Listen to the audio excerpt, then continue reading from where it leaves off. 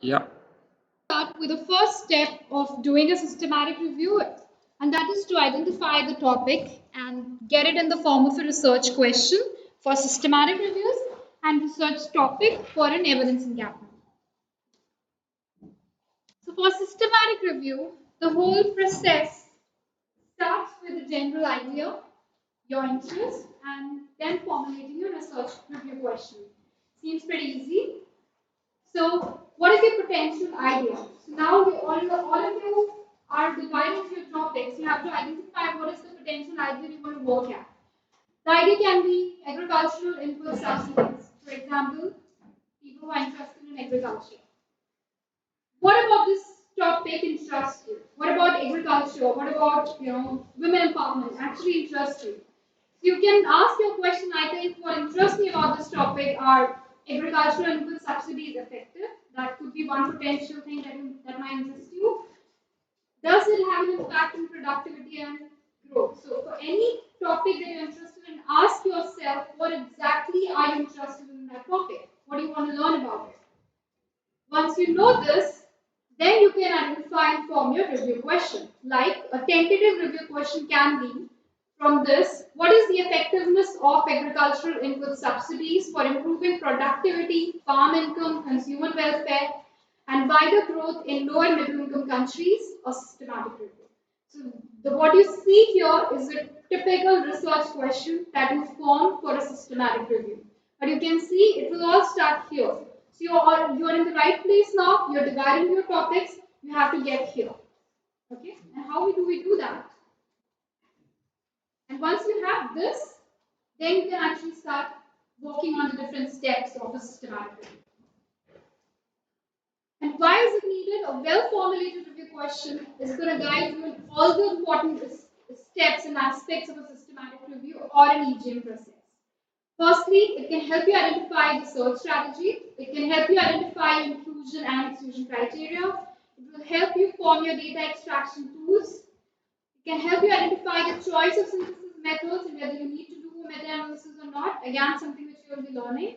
It can help you identify your presentation and dissemination of found findings. Okay, so you can see a review question is going to go on all the places. So how do you actually set this? One important key step is what you're doing now is it's really important. But at the same time, we also suggest that the best practices whenever you do any kind of review or an EGM, you need to engage various stakeholders, okay? Or you need to have an advisory group because they can help you identify certain questions because they are the key people or the users of these things. They can help you identify questions like this review questions sound interesting. What intervention should be included in the review? Which population should be included? Are there specific subgroup of interest that should be investigated? This is something which we actually encourage and promote because we keep on saying that for policy and practices people should use systematic review. But the key thing we are forgetting is if you do not include those policy people into when you're generating these review questions, why would you use it? Because the key thing is to include stakeholders right from when you're setting your questions. Because then your review or whatever review or EGM you're doing might have a policy influence because they're already a part of this. Important step is working on a review question with your PCOs. Okay, PCOs are nothing but population, intervention, comparisons, outcome, and study design. So these are the key things that you need to define before doing any systematic review or before formulating any systematic review question. Okay, who is the population? What is my intervention that I'm investigating? Who are my comparison group? What are the outcomes that I'm investigating? And what will be the study design that I will be including in my review? Okay, this is a classic example of a systematic review report by C4ED. So identifying the relevant population. So whether this population are the people, like it could be farmers, it could be welfare recipients, it could be teenage parents if you're doing something on women empowerment or children, it could be crime victims, it could be disadvantaged families or refugees, these are your population, it could be organizational employees, it could be places as well, okay? Your population can be your places like farms, communities, organizations, LMICs, all of these are your part of your population. Does it also depend on the evidence that is out there on how specific I put my question down or phrase it? So how limited I look at certain things? Yes, it And will. how do I know that beforehand, or do I bet the next one? Because I don't really know the literature. I don't know. Okay, so please don't confuse that what I'm showing here will be your last resort. This is just how you start. For example, you have a topic in mind like refugees. That was your topic, right? Okay, so now I know that in hand that refugees is my topic. But for example, I'm doing something on agriculture. I don't know for whom I want to work on. But that's where you have to start thinking that under agriculture, what is that intervention of interest that I want to deal with? Sometimes it's vice versa. But you have to identify these PCOs as a standard for end before you finalize the interview question. Okay, it's not that which comes first. It can always when you start digging deeper. But these are your areas where you have to start thinking across. Am I clear? Yeah, I just wonder whether if I'm interested in agricultural interventions for refugees or land ownership, and then I define it this way, and then I find out that there is nothing there, then it would have helped me to perhaps broaden my people to get, to kind of get insights from comparative studies. Okay, that's a very good question, but that's the whole idea of why you need to have your PCOs. Okay, you define your population, then you go about and do a scoping search. So before doing any kind of review, it's always advisable to do a quick scoping search to identify how much evidence is actually there, whether you have something there or not. Okay, but you can't do that on just casuals. Okay, so that's so. Any other questions so far? Okay, so what exactly you define here is what for whom that I'm doing, thinking about this, and where exactly. So all of these questions are part of your population. Okay. Now the second thing is you have to identify your intervention. Okay. Now you have something vague in your mind that I want to do something for agriculture. But what is the intervention that you want to study? So it may be a branded program or a set of likewise interventions under this. It could be anything that you want to study. For example, for children and families, I might want to study supplemental nutrition, parenting intervention, breakfast clubs. You can, for farmers, interventions like agricultural input subsidies, financial help. For older people, you can think about assistance at home, health insurance.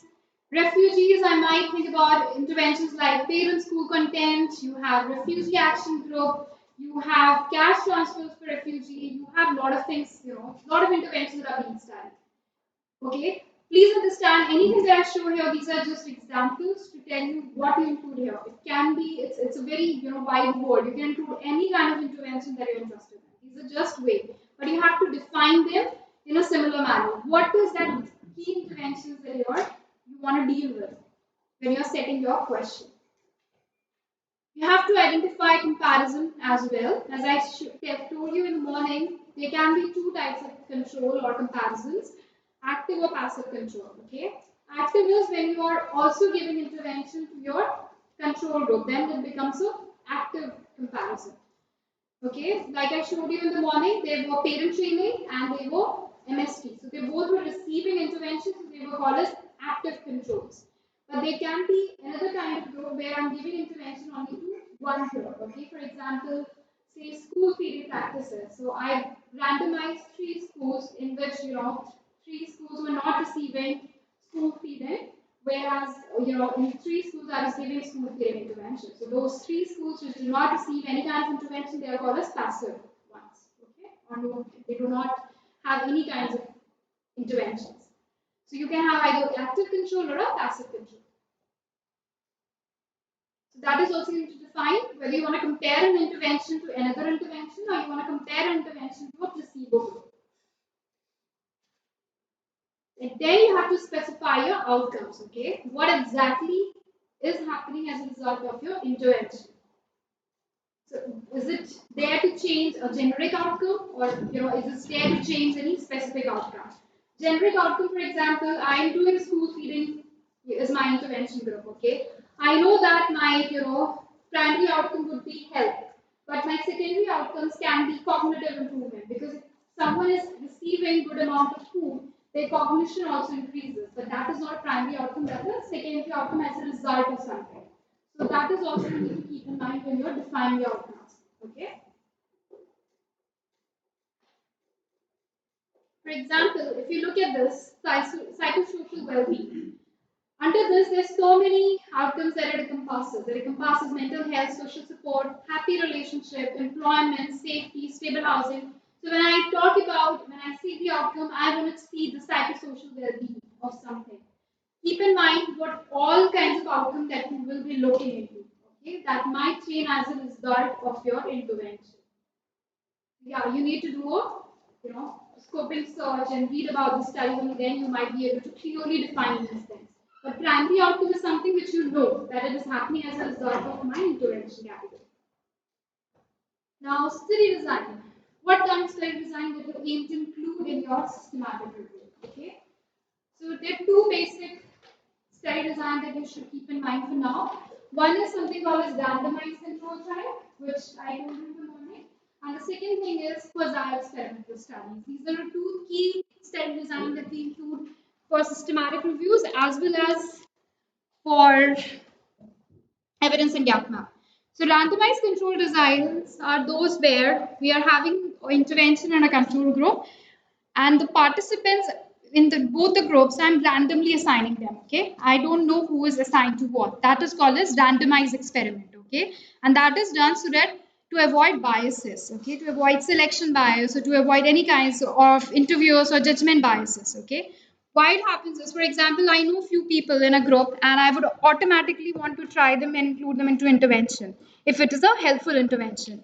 Or I'm if I know that certain students they are high performing, I might include them into my intervention group to show that this intervention works for academic achievement. So that kind of biases you can avoid if you do a random assignment where you do not know, and you also include blinding where investigator. Yeah.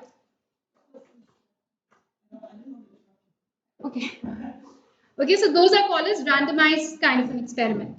Whereas quasi-experimental studies are those where, for some reason you can't randomize people into interventions and outcome group, but you have to account for the biases that happens as a result of randomization. Those kind of studies are called quasi-experimental studies. These can include regression discontinuity design. These can include difference in difference design.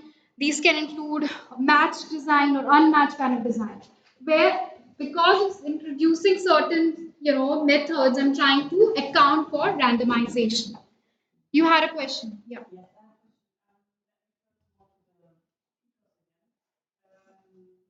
I wonder whether it also makes sense or how you judge a systematic review that doesn't focus on judging interventions, but rather judging outcomes. So if I think I want to know how a refugee influx affects social cohesion in a society, then this is not about a specific intervention because I already expect there are relatively little interventions to be there.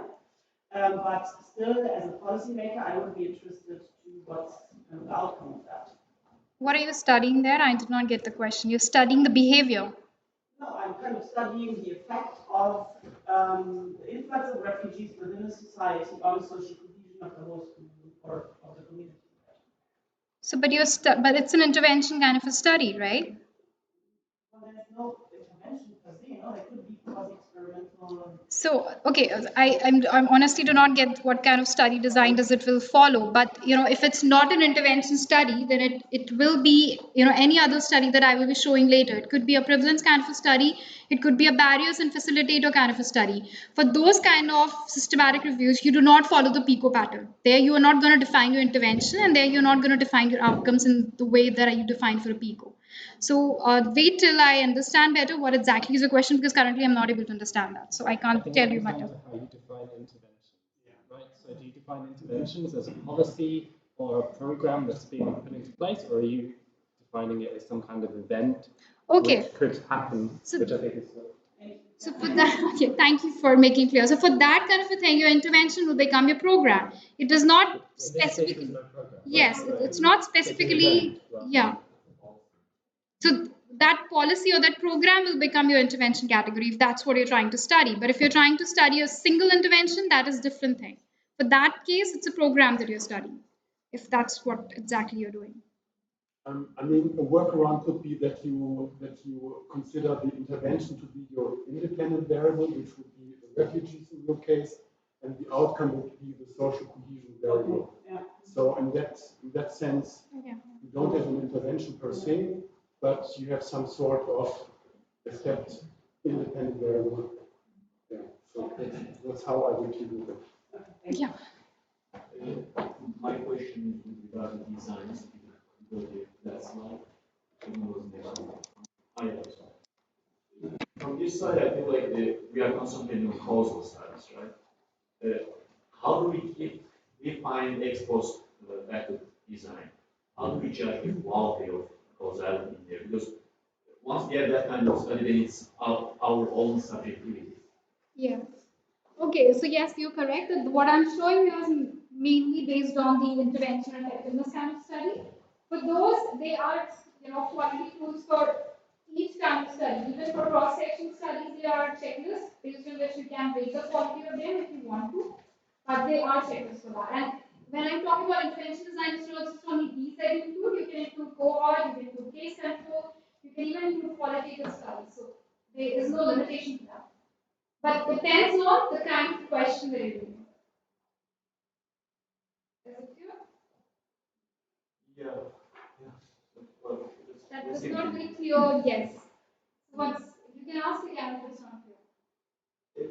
I mean, it's a bit challenging, right? If we are going to do meta-analysis, then we want to come up with policy advice, and then we find that along with 10 different causal experiments, then we have these few studies that the experts like to design, and we include those as well because we judge that they are as good as the other causal studies. So it's not just that I agree with that. For systematic review, it's not always mandatory to do a meta-analysis. So for those studies, the kind of synthesis that you do will be different. It will be narrative kind of synthesis that you have to do. There will be set of studies for which you did meta-analysis.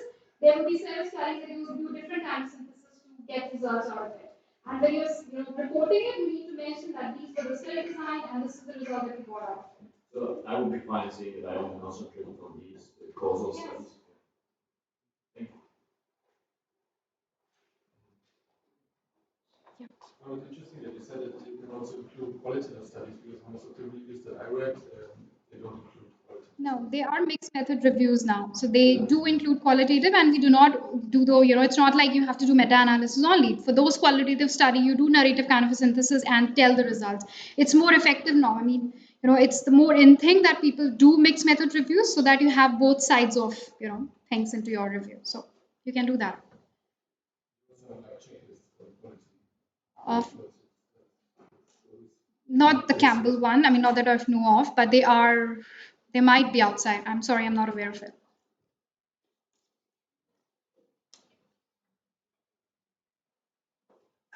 Okay, so as I was mentioning, for quasi-experimental studies, there are other ways in which you account for non-randomization.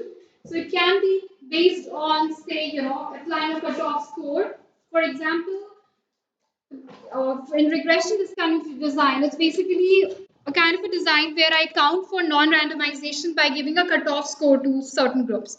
It first happened when one of the researchers, they were trying to do a systematic review on scholarships, okay? It's obvious that people who get these scholarships, they're going to be having high achievement rates. But of course, you can't do a randomization there and just, just check. So what they did was they added a cutoff score and then, compare the students.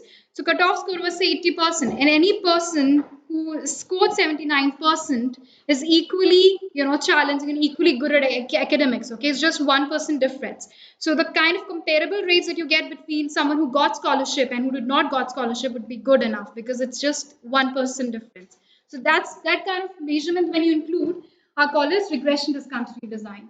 So as when you start doing systematic review, you will come across a lot of studies that use these methods and they should be equally, included into your studies.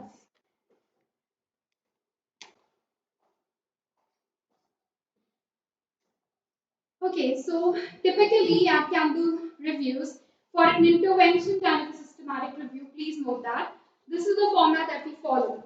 You have intervention for improving, reducing, or increasing certain outcomes compared to the other intervention, if possible, in study population, a systematic review, or you also have study design. Okay, so this is a typical format in which we form the research question after we have identified the PICOs. Okay, let's look at this. The effectiveness of contract farming for raising income of smaller household farmers in low and middle income countries, a systematic review of RCT. So what does it tell me? That this is my intervention, contract farming. What is my outcome? Primary outcome is raising the income.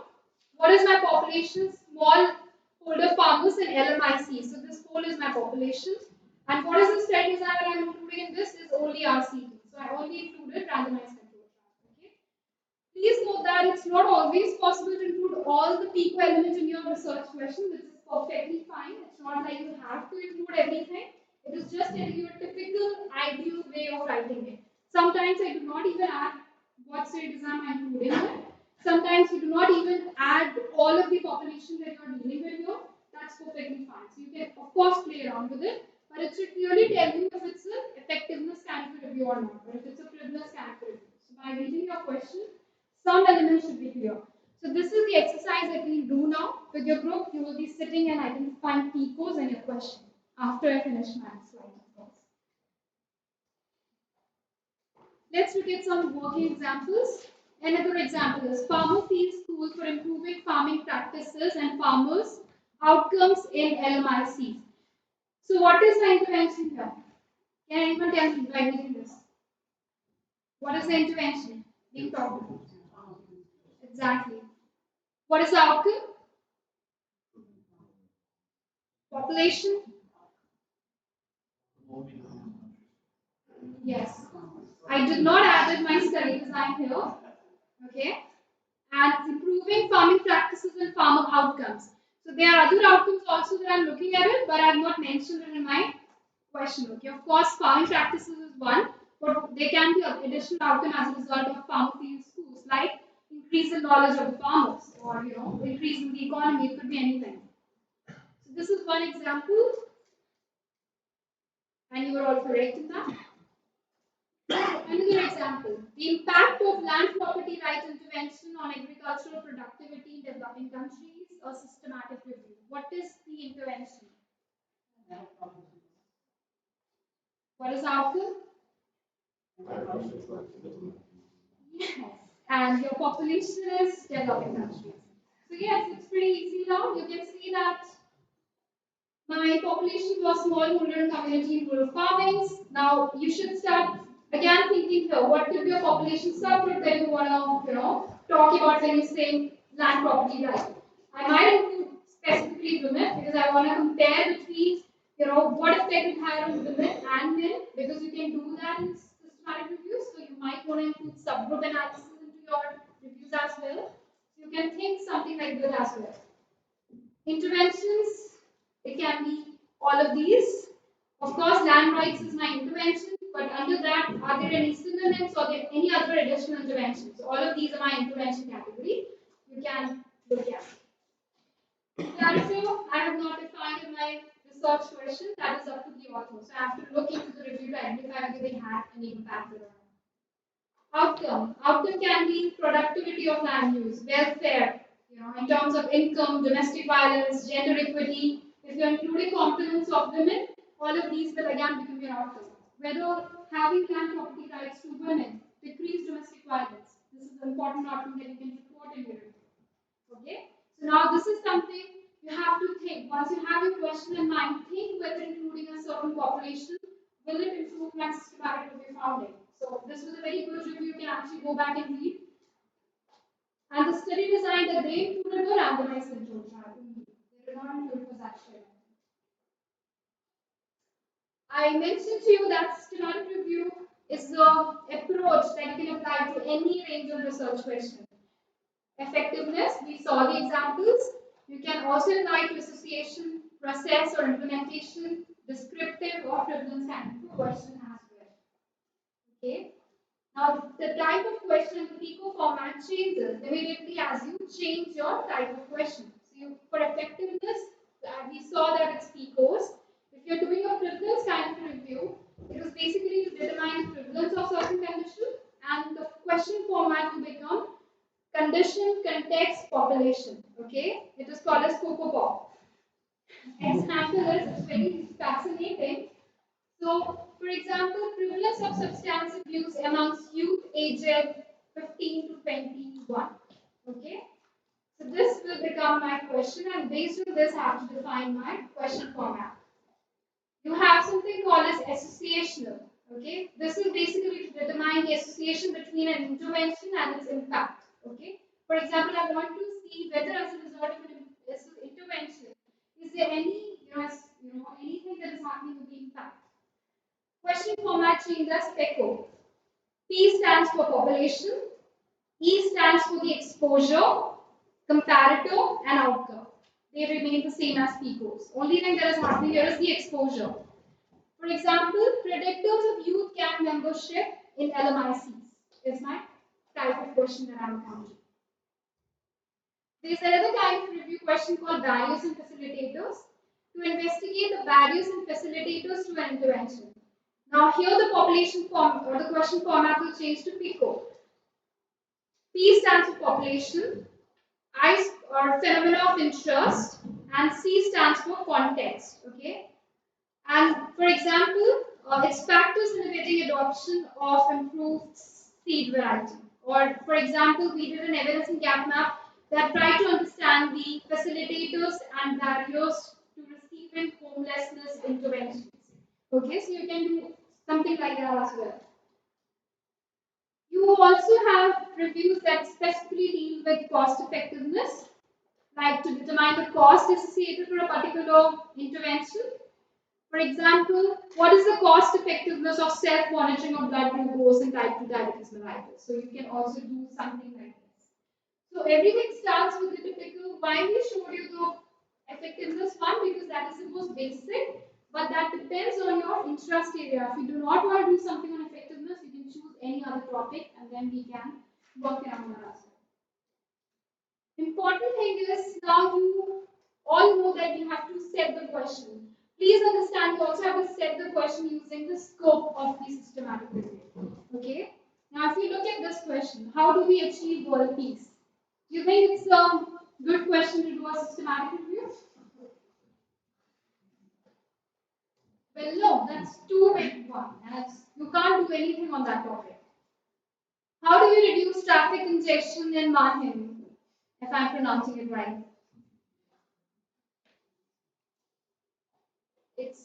It's actually in India. It's a very good question. So I use this example a lot. So how do we reduce traffic congestion in Delhi? Because Delhi is a highly congested city. So it's though it's a good question, but sometimes it can be too narrow depending upon the kind of intervention that you have, because it's limited to one city. Okay, having such a narrow systematic review will not give you anything. Firstly, because you won't have studies that you can include. Because for Delhi, at least I know that you do not have CPs that have been done on this, and there are very few studies. So even if I do a systematic review on this, you won't get anything. Okay? Nothing will be there. So it's too narrow a topic that to be chosen for a systematic review. Look at this. The effectiveness of school voucher program on student attendance and attainment in LMICs. Can we do a systematic review on this? Yes, because it's just right for doing a systematic review. Okay, look at this. The effectiveness of for those affected by and at risk of homelessness in high-income countries.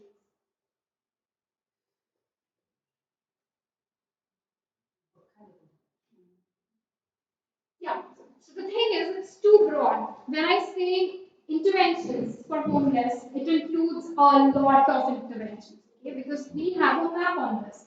So something like this, when you say the word intervention and you can identify 4 or 5 categories of it, that means it's too broad a topic, and this is something which is ideal for a evidence and gap map first to identify these or to do a scoping of how much evidence is actually out there. This one is just right for it, evidence and gap. Okay, so while you're setting a question, ask yourself this question: okay, whether it's too broad, too narrow, or it's just right. When you say it's just right, then it's perfect to do a review. Okay. Let's look at, for people who are interested in doing evidence and gap map, it starts with the same process. What's your general idea? Say agricultural innovations.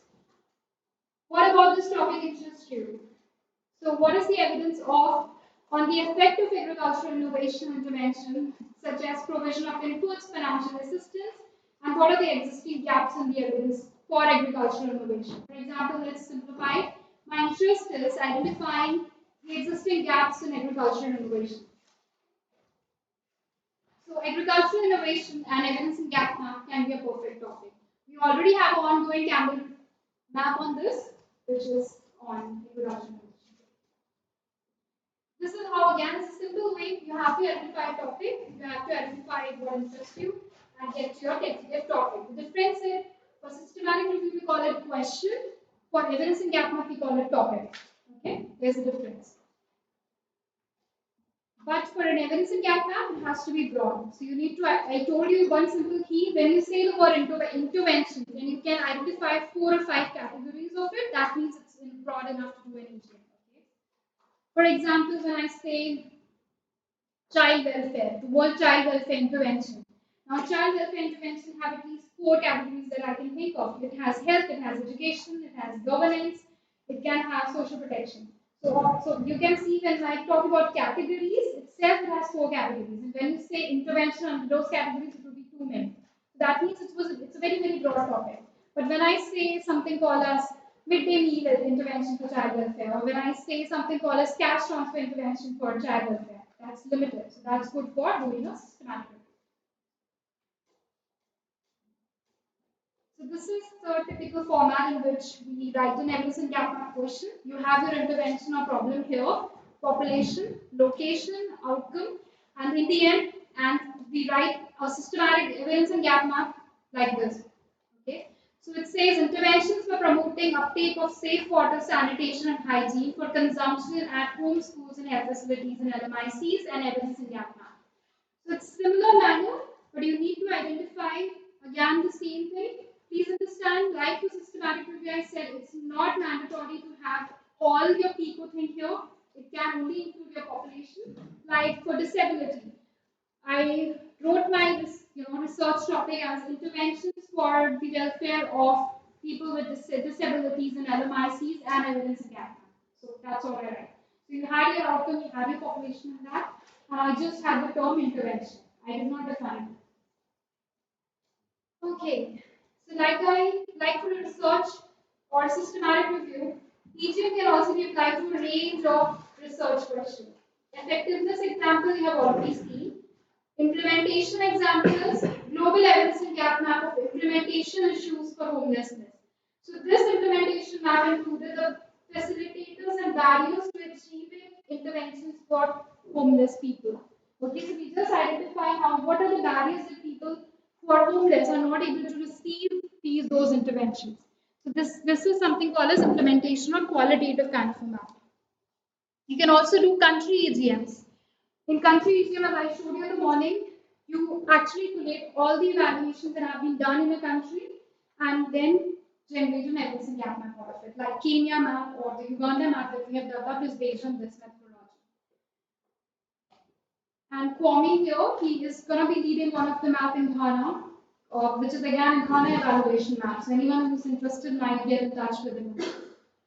Then you also have innovations kind of map. Like I showed you, we have this map to identify the innovations that have been done in agriculture from the year 2000s.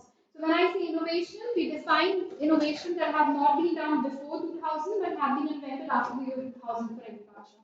So we only noted down the new innovations that have been done. That was basically the idea was to make everyone aware that we have so many innovations done in the agriculture, and then again a systematic review will be done to see the effectiveness of those.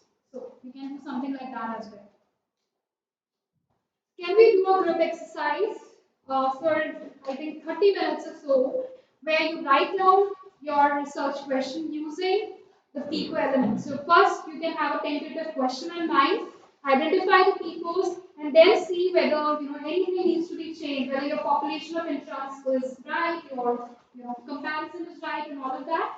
You have to do this work as a team, and then one member of the team should come and present your question and your PICOs. This exercise is just to get you started, so that you can actually go about and do your own review. Because by end of the day, or end of the workshop, tomorrow, we will be writing these all of these things in something called as title registration form, the way in which Campbell actually accepts your application. So if you really have a good and bony systematic review question in mind, give it a shot because you can actually submit it across after this workshop. Because TRF is very, very minimal work, you can actually publish it.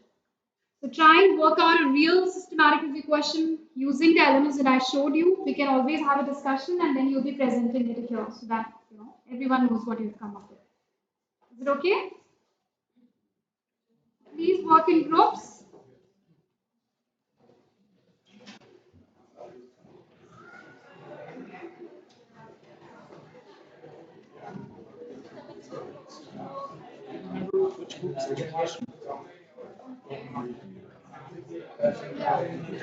Excuse me, which one was the education group?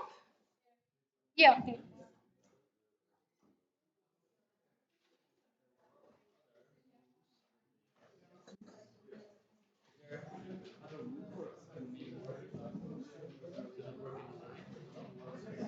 The other, yeah, I'll just get you for other rooms as well.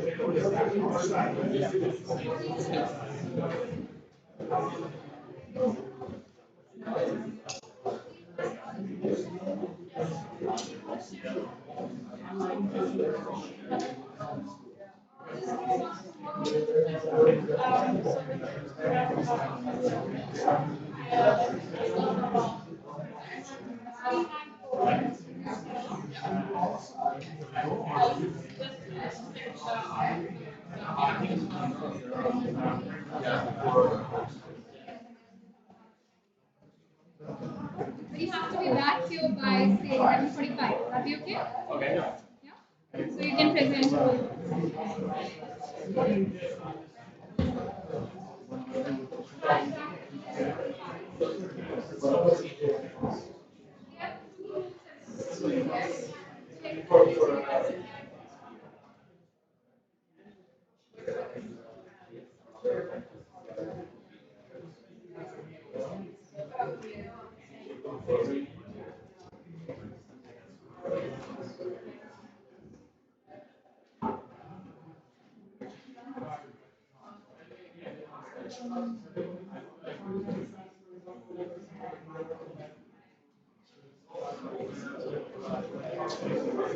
Hi. So some of the people, participants wanted to shift in a roundtable format. So I told them that we have more rooms. Yeah, so it's okay, right? Yeah, definitely. Instead it's not coming to us. Yes, of course.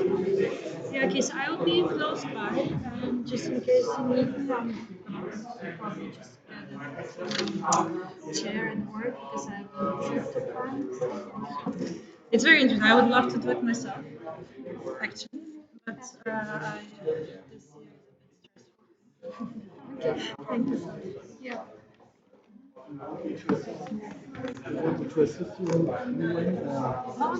I mean, you can actually go around to the groups and in whichever way you want to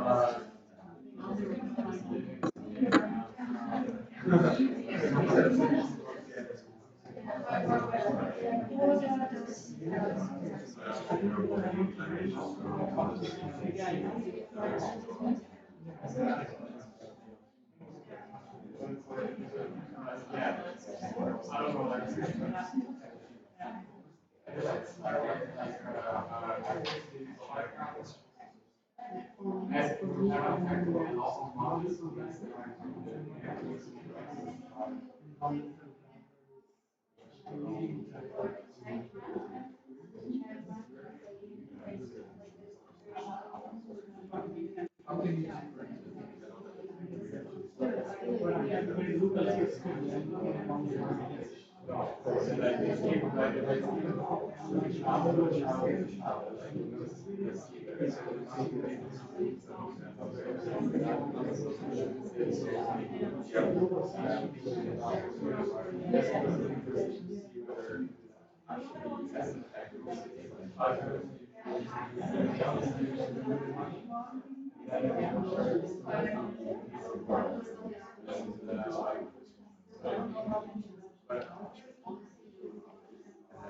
try to make it possible in some way to you can participate in the dinner. We try depends of course on you so we can schedule the dinner to make it possible that you can participate. Well, it's like 6 p.m. the call. How long does it take? No, my call is at 5:30, so it should end by 6. Okay, then I think it's no problem if we serve the table at 6:30, so we won't be late, right? So what we can do is we can actually meet here. Well, it's like you want to do the call here, but at your hotel. Whichever was fine. Okay. So I mean, every room is open actually, so you will find a calm place. I mean, of course, the internet, you should look at the internet. I think you'll be fine also. Where exactly is this restroom? It's a bit hard to find, so you will have to go in the group. I will take the note from here. It's absolutely no problem. You can tell that people will gather here at 6 again. I guess the program will end at maybe latest 5, I would say. Yeah, I can So do then speakers and the guests can take a break, right? And then we can gather again at 6, and then we can depart in the group.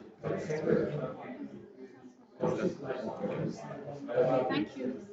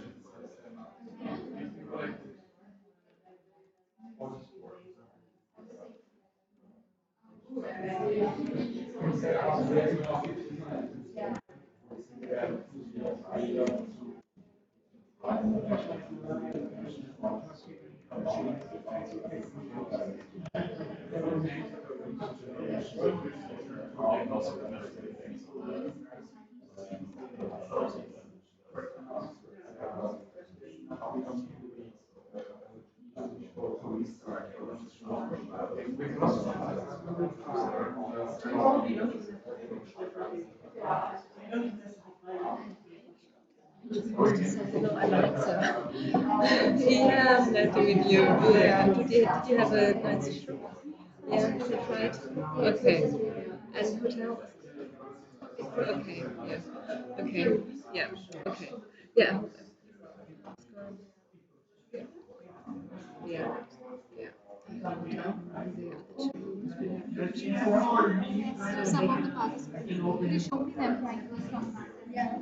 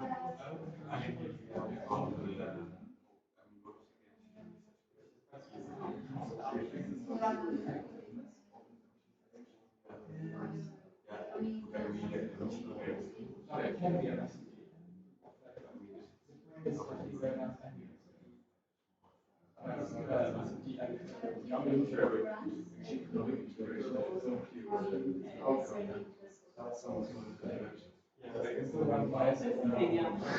I was thinking, because you said the link language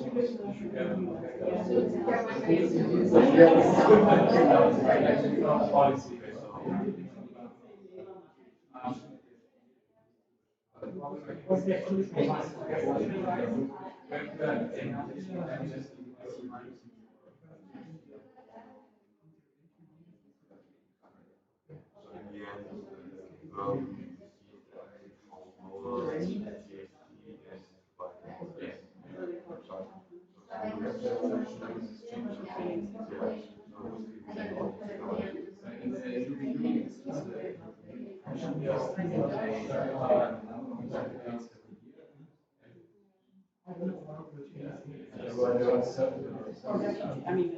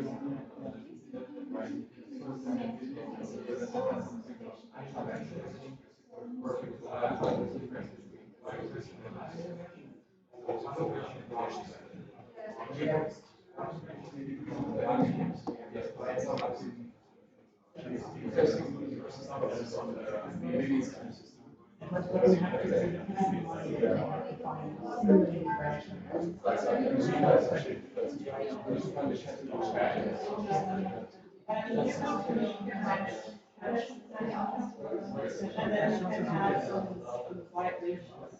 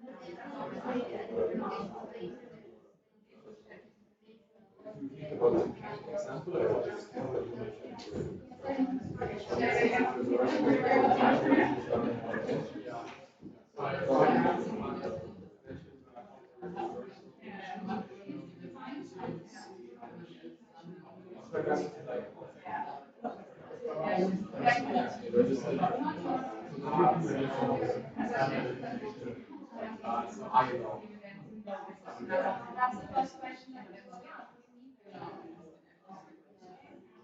then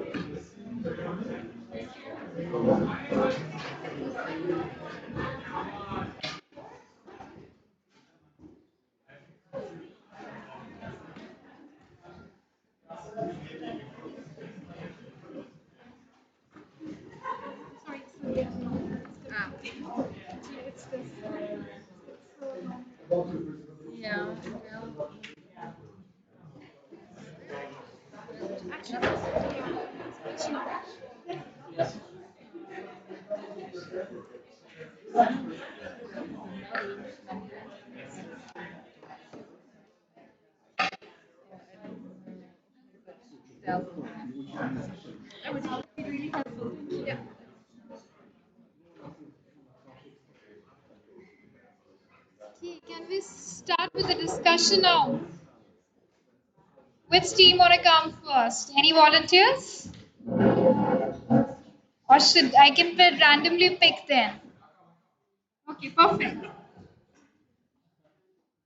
Please. If you want to connect yours, I think we can do that. Okay. This is just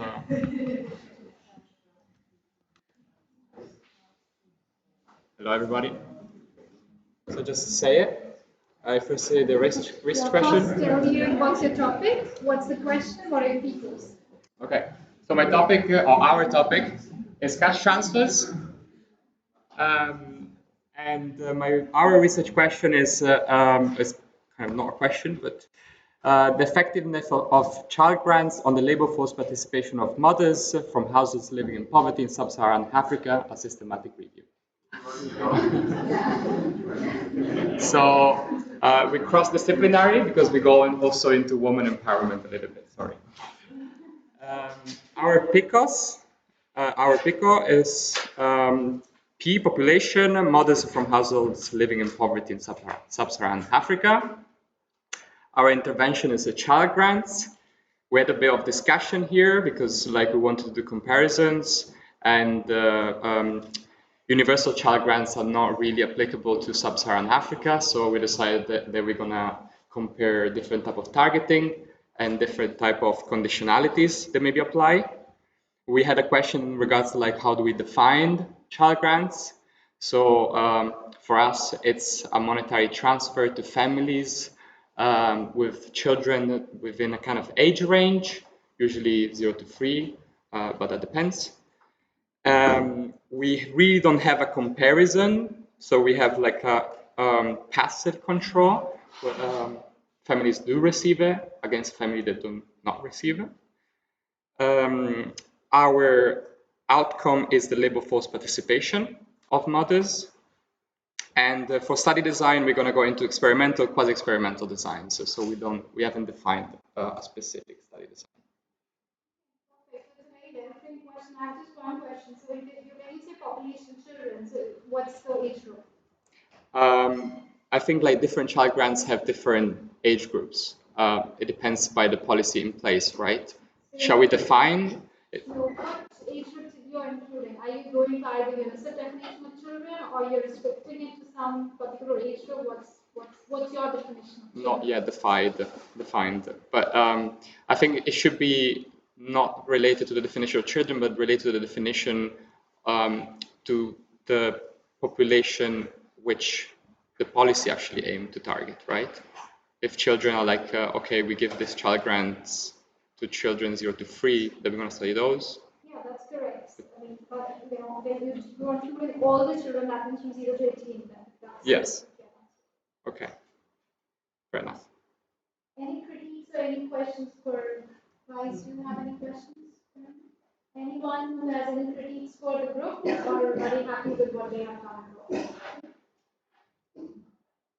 Okay, my another comment is it's a very good and well-framed topic. Now the thing is, you have to avoid duplication. Okay, so the next step is when you have come up with any question, you have to go back and check that whether someone has already done a same systematic review in the same context. That is something which we learn in the next presentation as well, how you search those things. But otherwise, it's a very well-framed question. So yeah, good work. Thank you. Next group, any volunteers?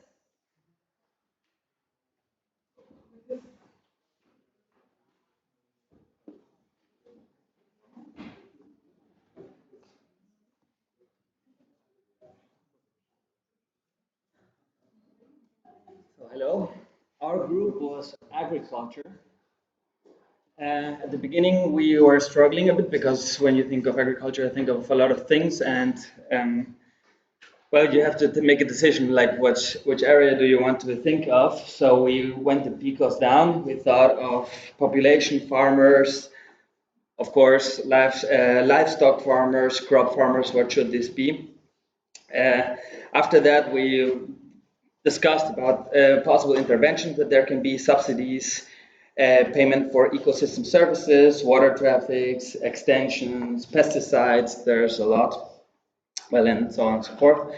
In the end, we came to one question: how effective are land titling programs on developing countries on smallholder farmers to increase productivity? So this was the end result. Our comparison group was also passive. At the beginning, we thought maybe we could use farmers from not developing countries, but already industrialized countries. But this would not have been so relevant for the topic. And regarding the study design, well, actually, we don't know in which designs are used mostly. You would have to research first and then see, okay, since somebody in our group said that there have been done a lot of RCTs in 2014, so that might be a good choice, but yeah, we would have to see after research. Perfect. Again, it's a good question and a research topic. The same goes to you. You have to go back and check. Someone has already done a systematic review in the same context. Again, there are organizations like C4ED, which I know of, they have done a lot of work on the agriculture. So something, you have to go back and check before you can take this forward. It's good. Anyone, any comments for them? I have a question on what you just said. So what if a systematic review has been published, let's say 5 years ago? When is it, worthwhile to update or publish? So you have to first of all go back and check when was the search done. You don't go by the publication of them. Go back and check the search. So if it's more than 10 years, it's usually dated. So then you can think of updating those reviews. So if I can get into contact with the same authors, whether they're interested. If they don't have an issue, you can go back and update them. But you need their permission to do that. It's always good to go back and update a review rather than doing the same review all over again. Feedback on this, let's say you find a very similar systematic review, very recently published, but you can find a gaping hole, for example, all Spanish literature. But what's the sort of minimal feasible change in the population that you would deem for a necessity for new review? So again, since its review is already published and it's not dated, so best thing again is get in touch with the authors, and what you need to do is just do a quick change in the search strategy where they might have added English language restrictions.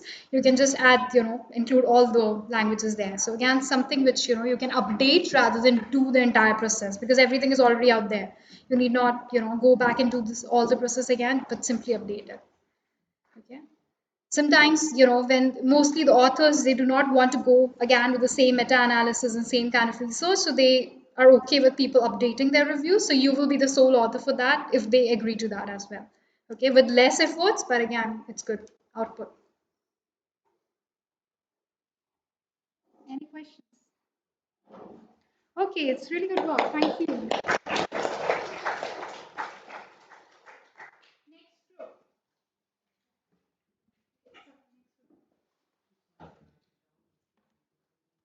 And yeah, please save your research questions and people, because you will be using them till tomorrow, and maybe, of course, you will be registering this with as well. So save it whatever you're doing. Hello. So we're the group on climate and energy, and we weren't quite finished with formulating our idea, but what we have so far is we wanted to check the effects of feed-in tariffs on the level of renewable energies at the company level in the European Union. So our idea would be to check feed-in tariffs at the company, it would be to check the effects of feed-in tariffs on renewable energy investment at the firm level in the European Union. So how would you frame the question? So the question would be the effects of feed-in tariffs on renewable energy investments at the firm level in the European Union, a systematic review. Sorry, it took me a while to get that in my head. Feed-in tariffs, Einspeisungsvergütung. Okay, so for example, when you have solar panels on your roof, it used to be that you would get a set level of money for giving energy to the energy company. So what kind of study designs are you including? Study designs, a little bit of help. Are there randomized control? Huh? Will you find randomized control studies in this topic? Because I'm not much aware. I'm not sure. It's not the national experiment, and before it was introduced, and I think they are phasing out in Germany at least. I'm not 100% sure about this. But so you could look on the effect, okay, how people invest in it. And yeah, so before after studies would be ideal. Okay. That's fine. Yeah, just one time. That's good. Any other question to take for him or the group actually? Everyone's happy with their question? So again, it's a very new topic and really good question.